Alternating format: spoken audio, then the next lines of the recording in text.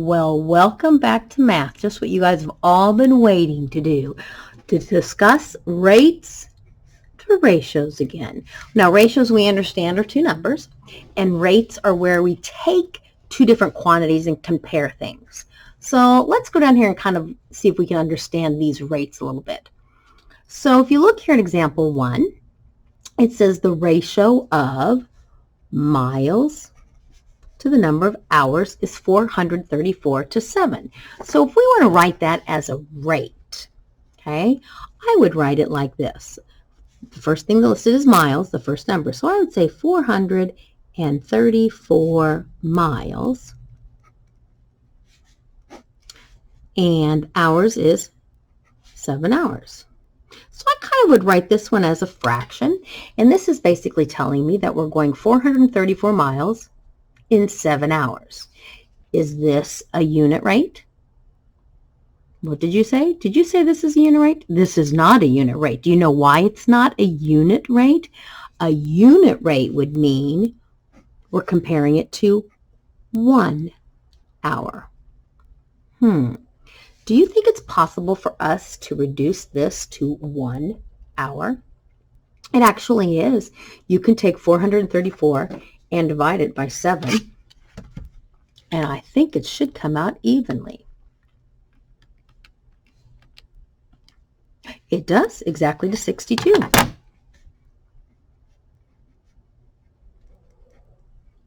So this is our rate, 434 miles in 7 hours. This is my unit rate, 62 miles in 1 hour. Our denominator is 1. Okay, let's look over here at B. It says the ratio of the number of laps to the number of minutes is 5 to 4.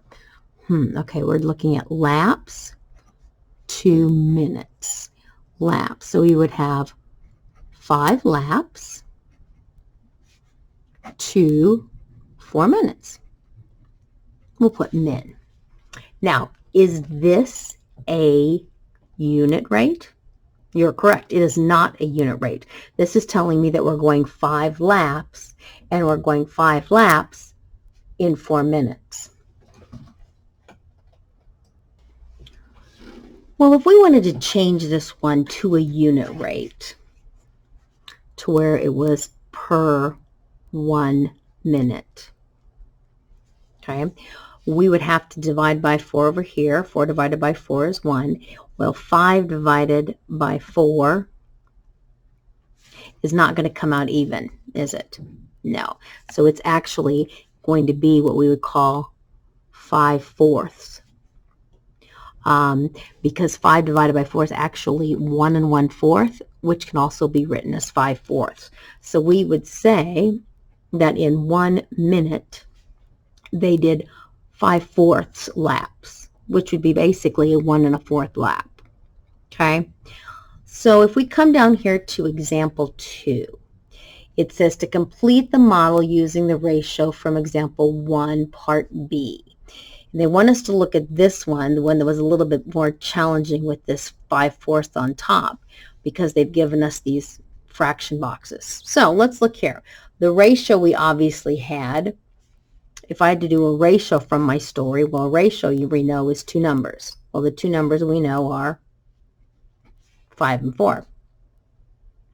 Okay, now we want to know the unit rate. Well, the unit rate we have here is 5/4.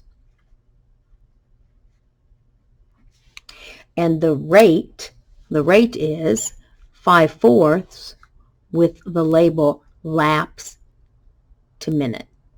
Okay, so we have 5 laps per 4 minutes, or 5/4 laps per minute. Now this one's kind of tricky because it's a fraction. So let's go on to the next page, and maybe it'll make a little bit more sense here to us.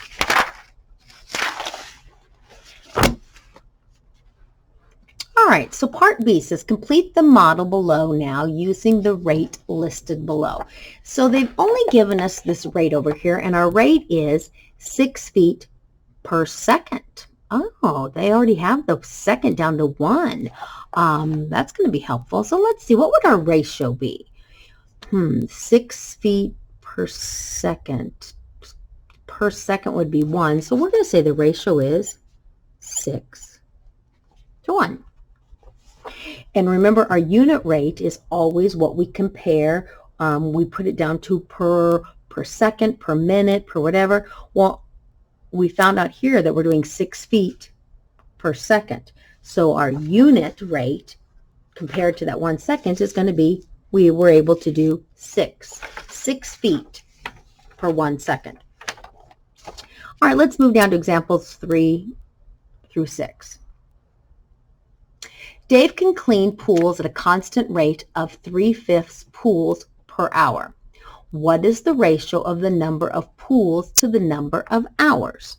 All right, so here we find ratio. Ratio we know is two numbers. Well, the number of pools to the number of hours is going to be 3 to 5.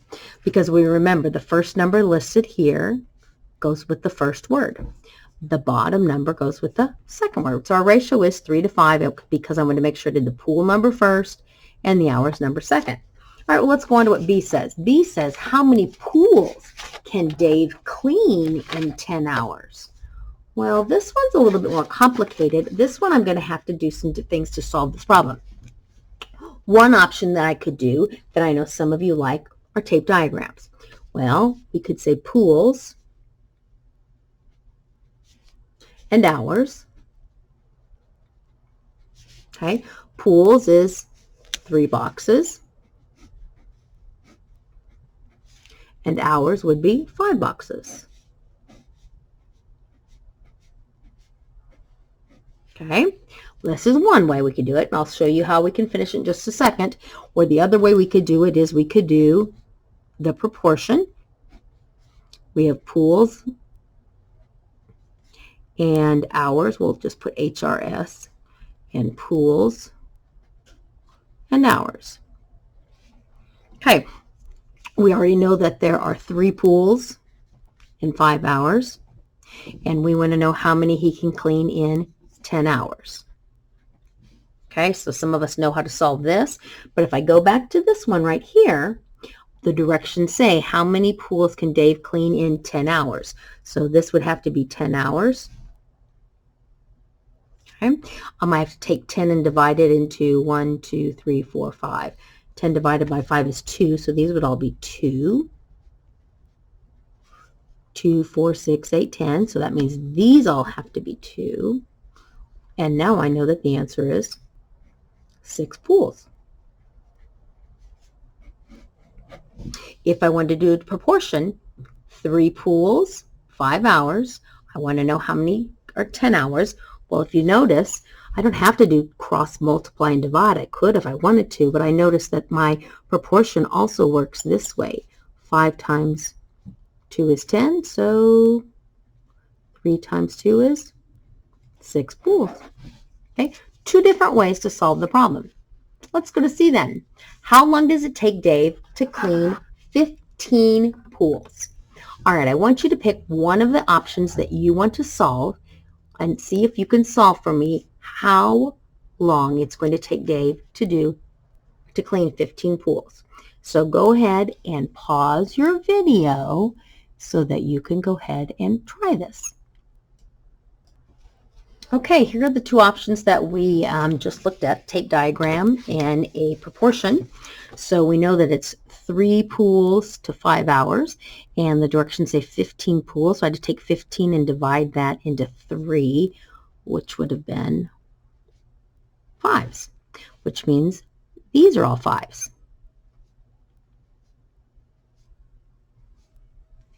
5, 10, 15, 20, 25 hours. Now, if you did a proportion, we know that the rate is 3 pools for 5 hours. We want to know how many 15 pools would be. Well, you could have done 3 times 5 is 15, and 5 times 5 is 25. So that's why I love math. There's many options on how you can solve the problem, but we still get the same answer. All right, so let's flip over to the next page. All right, so it says Emmeline can type at a constant rate of 1/4 pages per minute.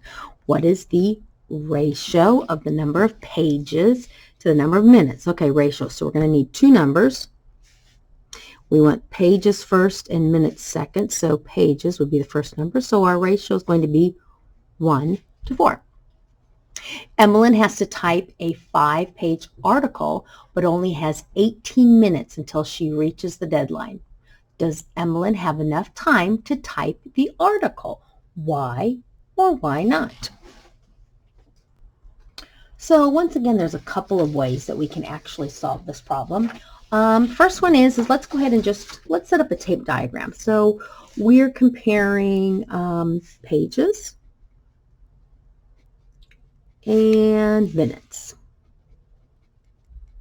And the pages that we know that she can do from our ratio are 1 page and 4 minutes, right? Okay, so our tape diagram, remember, is from our ratio from what we know about Emmeline right up here. Okay, now if you notice, it says that Emmeline has to type a 5-page article and has 18 minutes. Well, we're going to kind of hold off with this 18 minutes. Let's go ahead and say she's going to type a 5-page article. So that means this box here is going to be 5 pages, which means these boxes are all going to be 5. Well, 5, 10, 15, 20. Well, it looks like to me if Emmeline types 1/4 pages per minute, that's her constant speed. If she's going to type a 5-page article, it's going to take her 20 minutes. She only has 18 minutes. It's going to take her 20. So obviously she does not have enough time. Now, if you wanted, obviously we could do a proportion, but I am going to set the proportion a little bit different. So let's just put P here for pages to make this go a little quicker, and we'll put M down here for minutes. So go ahead and write this down too. Remember, when we do a proportion, we always stick with the original ratio we're talking about, which would be 1 page in 4 minutes. And this time, instead of doing the 5-page article, let's go ahead and use the 18 minutes. Let's say she has 18 minutes to type. I want to know how many pages she's going to get done in 18 minutes. Well, if you notice, I don't have a clean way of solving this proportion by multiplying across. 4 cannot go into 18 evenly. So that means I'm going to have to do the proportion like we did earlier, which was we cross multiply. 1 times 18 is 18. And then we have to divide by 4. Well, of course, I'm still doing that same number. It's not going to come out evenly. Some of you may know the answer in your head. So if I take 18 and I divide it by 4, I get 4.5. So according to this, either whether it's my tape diagram or a proportion, this says in 18 minutes she's going to get 4.5 pages done. Well, she has to get 5 done. Okay, so I still have proven that she does not have enough time to get the article done. Why? Because she's a slower typer. All right, so let's look at C. Emmeline has to type a 7-page article. How much time will it take her? Go ahead and see if you can solve this on your own. You can set up a tape diagram. You can set up a proportion. Go ahead and see if you can tell me how long it's going to take her to do a 7-page article. Pause your video and then turn it back on when you're ready. All right, well, hopefully you picked one of these 2 ways. Remember, the tape diagram is 1 to 4. That was our ratio. The story says it's going to be 7 pages, so this page has to be a 7, which means these have to be a 7, and 7 times 4 is 28 minutes. If you set up a proportion, we know that the first proportion is our ratio up here, 1 page in 4 minutes. Remember, we keep pages on top, minutes on bottom. We want to know 7 pages, so we'll put the 7 here. Well, if we cross multiply, 7 times 4 is 28. Obviously, 28 divided by 1 is 28 minutes. Okay, so remember, there's a couple of ways that you can always solve these problems. All right, let's look at problem number 5. It says Xavier can swim at a constant speed of 5/3 meters per second. What is the ratio of the number of meters to the number of seconds? Okay, well, we're getting pretty good at this now. We know that the ratio is 5 to 3. Xavier's trying to qualify for the national swim meet. To qualify, he must complete a 100-meter race in 55 seconds. Will Xavier be able to qualify? All right, so pause your video, see if you can tell me whether or not Xavier is going to qualify for this.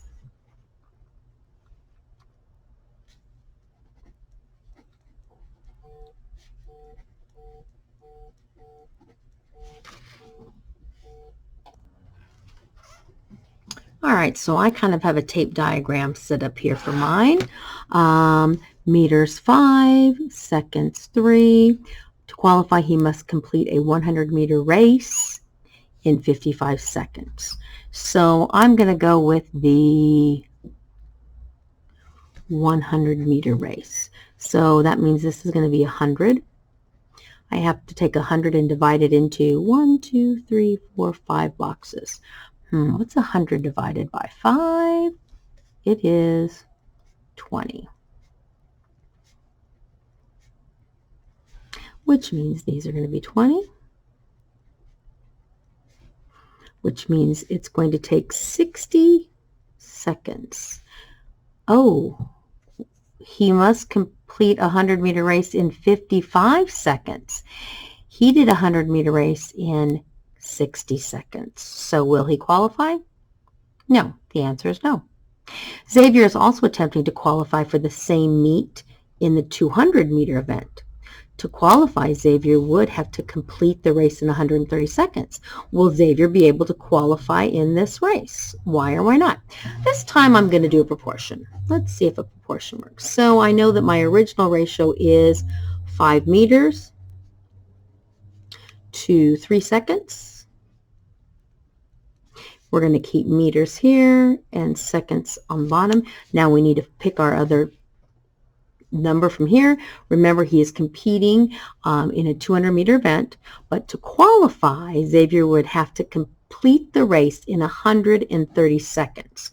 So we either are going to do the 200-meter or the 130 seconds. Let's go ahead and put the 200-meter. Okay, a couple ways to solve this. We can either say multiply this way. I'm going to go ahead and just multiply, do my proportion like this, cross multiply, which is 600. And then I have to take 600 and divide it by 5. So let's see if it works. 120. So my answer here is 120 seconds. To qualify, it says Xavier would have to complete the race in 130 seconds. He completed it, looks like, in 120 seconds. So do you think that means he's qualified or not? He has qualified. You are correct. Now remember, I need to put this book up here. I apologize. Now remember, there's lots of different ways. We could do tape diagrams. We could do proportions. We could even set up tables if that would help as well. All right, let's turn over and do our last problem. Very last problem. All right, let's see if we can get this problem done quickly here. It says the corner store sells apples at a rate of $1.25 per apple. Oh, here's my rate right here. What is the ratio of the amount of dollars to the number of apples? Remember, we need a ratio. It's two numbers, right? And we're looking at dollars to the number of apples. Well, it looks like the dollars are $1.25 and per apple. Per is how many apples? Oh, that's one apple. So there's our ratio. It says Akia is only able to spend $10 in apples. How many apples can she buy? See if you can solve this problem for me and find out how many apples can she buy if she has $10. Well, I'm hoping most of you realize this was going to be difficult to make a tape diagram. It would be hard to make $1.25 as a tape diagram. So I went ahead and set up a proportion. $1.25, one apple. And I want to find out dollars on top, apples on bottom. I want to know how much $10 is. Well, obviously we cross multiply. 10 times 1 is 10. And then I have to take 10 and divide it by 125. Well, let's see here. 10 divided by 1.25 gives me an answer of 8. So she is able to buy 8 apples. Last problem. Christian has $6 in his wallet and wants to spend it on apples. How many apples can Christian buy? Well, we know it's $1.25 per 1 apple. And we know dollars goes up here on top. Apples goes on the bottom. $6. 6 goes dollars. Cross multiply. 6 times 1 is 6. Now we have to take 6 divided by 1.25. All right, so if you got your answer, you have an answer like this. 4 8/10. If you would give me this answer, I would count it wrong. Do you know why? Because the question says, how many apples can Christian buy? Is he going to go in and say, can I have 4 apples and can you cut one into 8/10 for me so I can buy part of it? No, he's not going to do that. So the correct answer is, how many apples can he buy? Well, he can only buy in full 4 apples. He doesn't have enough to buy the 5th apple. Okay, well, thank you guys for listening today, and I wish you guys have a great evening.